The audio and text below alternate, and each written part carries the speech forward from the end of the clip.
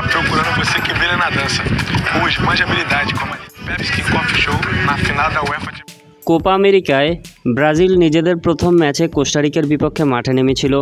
এই ম্যাচটি গোলশূন্য ড্র হয়েছিল, যার কারণে অনেকটাই বিপাকে পড়ে গেছে এখন ব্রাজিল টিমকে অবশ্যই পরবর্তী ম্যাচগুলো জয়লাভ করতে হবে। এই ম্যাচে কিন্তু উপস্থিত ছিল নেইমার জুনিয়র।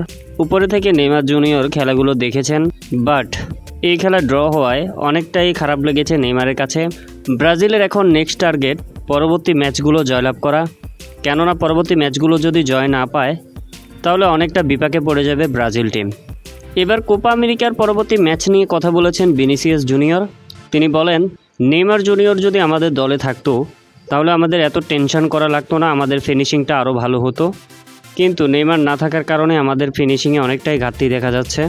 তাই আমি চাইব খুব শীঘ্রই যেন নেইমার জুনিয়র দলে যোগ দেয়, এমন কথাই বলেছেন ভিনিসিয়াস জুনিয়র। তো ভিউয়ার, আপনারা কি চান নেইমার জুনিয়র খুব শীঘ্রই দলে ফিরুক? কমেন্ট করে জানাতে পারেন।